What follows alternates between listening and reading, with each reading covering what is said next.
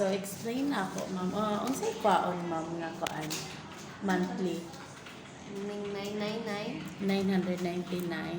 Ang atuang 999, ma'am, ang amo gud nga mga modem karon nga gina-deliver sa among subscriber is Wi-Fi 6 na.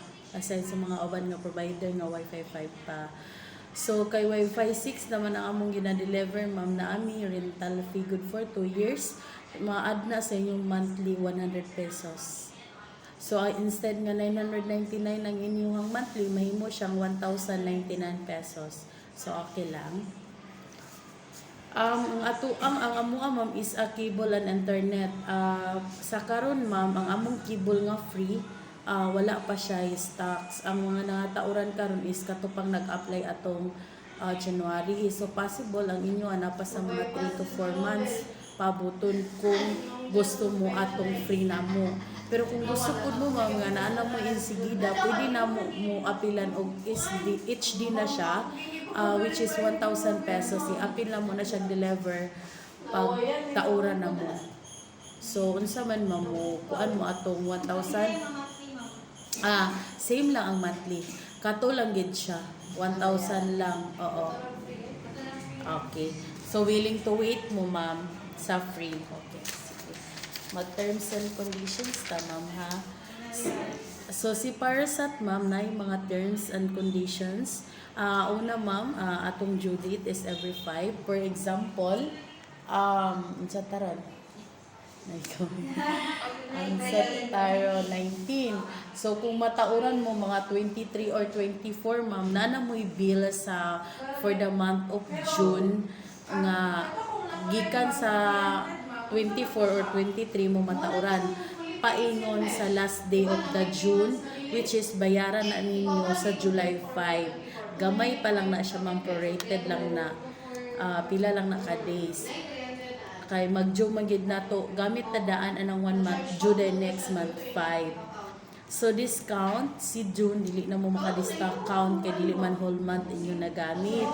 Si July inyong bayaran is August 5. Pero kung gusto mo bayaran ninyo si July from July 1 to July 25, last day ang 25 sa July, same month, same pud mo magbayad, natay 5% discount. So si 1,099 naa siya sa mga 1,050 na lang nana. Grace period, so ang atong due date is every 5. So natay 10 days nga grace period, mo din ng 16, 17, 18 ang amo ang disconnection. Penalty, walay penalty si Parasat. Bill generation every 5. For example, si July, karong July 5, mabil na si July, mabil na po si June. So kung matingala mo, karong July 5, si June pa dapat na siya nga bill inyong bayaran. Pero na si July tungod kay namanggoy mo a bill of discount. So mag-generate me every 5. So lock-in period, natay lock-in period nga 2 years. So if ever nga dili mahuman ang 2 years, natay termination fee which is 2,500 plus 3 times sa inyong monthly rate. So dako-dako siya na sa mga 5,000 kapin. So downgrade fee, ang inyong gikuha ma'am is pinaka-down na nga plan. Pero if ever nga moabot mo diri tapos mo balik mo da, natay 1,000 nga bayad if napata sa tong kontrata. Pero kung wala na, pwede na ta mo downgrade nga walay bayad. Ang upgrade mo saka mo wala tay bayad. Maasab lang gid ang inyong monthly. HD box mo to kung giingon sa inyo ha, nga if ever gusto mo sa ma-upgrade ang inyong cable channels, natay bayad nga 1,000. Reconnection fee, if ever maputlan mo, tapos magpa-reconnect mo mga 3 months, na natay bayaran nga 1,000. Pero kung mabtan mo og 2 years, so ay kanang 1 year na natay 1,500. Mura na tag mag-good as new na punta. Bayaran to tanan mga kana ang inyong unpaid, tapos iuli ang mga devices murag magbalik ka sa uno. pull up device. So if ever nga magpa-disconnect mo, kamo na gid ang mo turn over dire para malikayan nato ang mga charges. Kay tanang gi-deliver ni Parasat sa inyo ha is Parasat property. Tanan devices nga deliver sa inyo is Parasat property. So tanan is na siya mga corresponding amounts. If ever gani nga mawala or maguba siya, like mabasa or like minsan pa makitkit sa ilagay inana, lagi na siya yung mga bayro nun. Ang ato ang pinakakuan diha is kanang power supply niya kana 500 na. If ever na namoy cable remote kana 500 na mo manginay kasagara gyud. Then ang ato ding modem likayan lang nato kasagara gid diri nga maka-charge sila is mayab agsudan, mayab-an og kanang pahumot. So kana nagitay bayaran ana. Ang modem na mo is 6,000 ka pin. So drop line if ever nga maputlan mo unya naapa mo sa lock-in period unya gusto na mo balik unya pagtan-aw kay natangtang na inyuhang line pa diya sa NAPSource unya wala na available so kana kay pull out man na mo mabtan mo mga 1 year inana so matangtang na ninyo so wala na gid mo ikakuanan magbayad na gid termination fee ana kay pagbalik ninyo wala na may NAPSource kay nga atong limited slot ra man gud atong drop line. So ato installation fee is 1,500 muna karon our man naman ba. Tenants deposit walay tenants kay dili man mo renter. So okay na ma'am, walay pangutana. Okay. So unsay gamitan sa kuan ma'am sa internet? Cellphone and then online class. Online class. So ako lang ipakuan sa inyo ma'am na magudmika na ang rules and policies sa amo ang internet kay tungod sa mga kuan karon. So ang imong gi-applyan ma'am is residential siya. So kinahanglan kay residential man siya dili na to inegosyo ang internet connection. Yes ma'am. Bawal gid na siya nga inegosyo nato. For example, kana bitang gamitan siya mesh kay itabok sa lain kay mga din kag monthly kana bawal na siya tapos pisonet. Dili ginato ipisonet kay kay kung mulagpas magud mo sa inyo MBPS nga madetect na namo kay kasagara gid ana naagi kanang gabuhaton ang subscriber ana nga kanang makuan ilang negosyo ba so pag makita na namo ma'am automatic amo ginang ikat ang inyong line og dili na gid mo kabalik sa Parasat. So likayan na gina natong inegosyo nato kay ang atong gikuha is residential man kay kung gusto mo business na amon pud ni business plan. So pwede lang sa ato online class, online selling ing ana gamit ang kuan nga mag kanang online selling ka pwede ra pero kung ang internet na gid ang imong ibaligya so dili gid na siya pwede. So palihog na din ko og ngalan, signature, then date karon ma'am.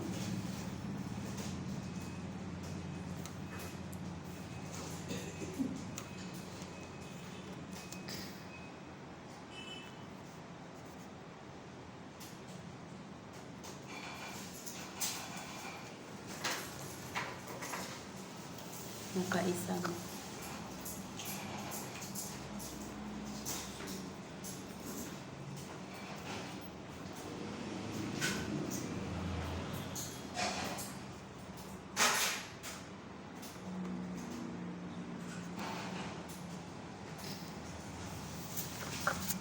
So aside anak ma'am na upload mi isa ka kuan policy about sa internet gyapon ni ma'am ing gisagingon nimo ma'am is gamito nimo siya first online class. So ang atoa po diri ma'am is bawal gid nato gamiton ang online class sa mga bullying kanang like kanang abuse kana bitang for example kanang gamit ang internet ni Parasat na moy apps sa kanang skandal kanang sa mga kidnapping anang bata may inana ba terrorist inana bawal gid siya kay if ever gani nga malocate na ni Parasat nga gigamit ang internet namo ana nga mga gawain kana ang na automatic gid putlon mo, warningan man mo ni Parasat, pero putan mo, dili na gid mo kabalik yun forever. So, kay isa pud makasuhan pud mo anak. So, may mga case anak dito. So, okay lang sa imo ma'am. Kanina man pud mo i-copy ana noon, mabasa na ninyo per sa inyong balik. Yes ma'am, kay kanang nana mang good karon ma'am nga ang among internet is ID ang amo ba? Ang internet ma'am is gigamit nga kana bitong nabitoy mga online karon nga kanang like dula bitaw siya pero sa kanang mga bastos ba mga video kanang mga sex scandal inana gigamit pero dili gid siya ingon nga normal lang siya di ba kay na may uban nga i-upload lang kay kanang wala lang negosyo na gid siya ma'am ba so muna gid ilang matang sa ilang negosyo. So dili na mo yung baligya kanang di ba kay kanang mga batanon ibaligya through online na so inana siya bawal gyud kay kuan tapos ang kana pong kuan ma'am like for example anang kana sad sa amo kanang itong pagka-piso net inana imbis ang yang gikuha is kana lang siya nga Mbps moabot na gigabyte kay nana sila gibuhat gid noon sa kuan kay master mo gid kay mga kanana kag iya sa mga pisonet kay para gyud pud na mo kusog ang ilahang kuan pisonet kay karon ba halos sa tanan tao karon kay nana bay wifi no so munang likayan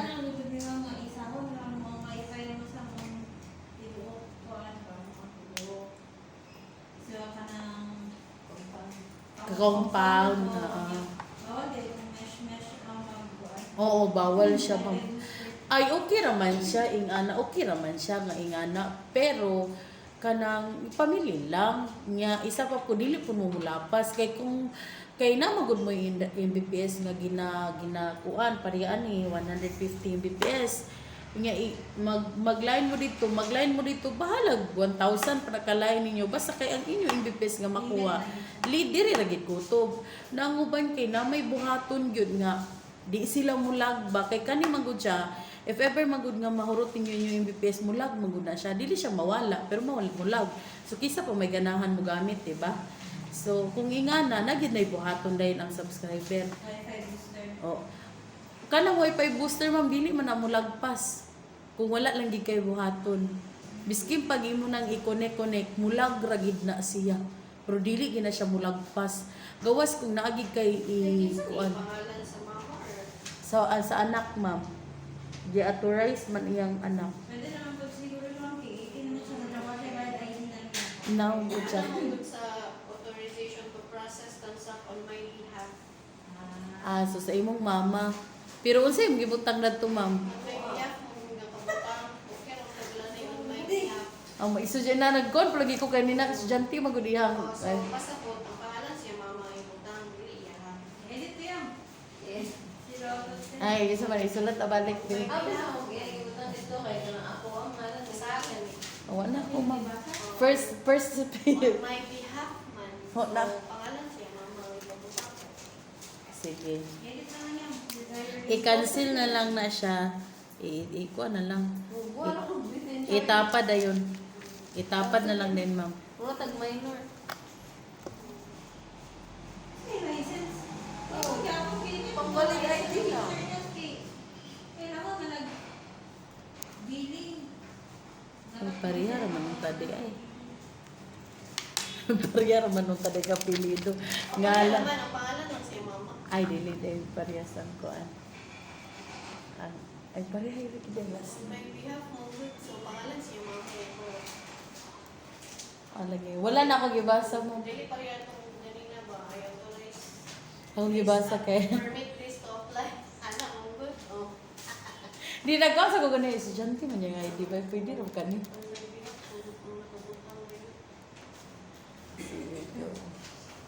Siya lang nag-process.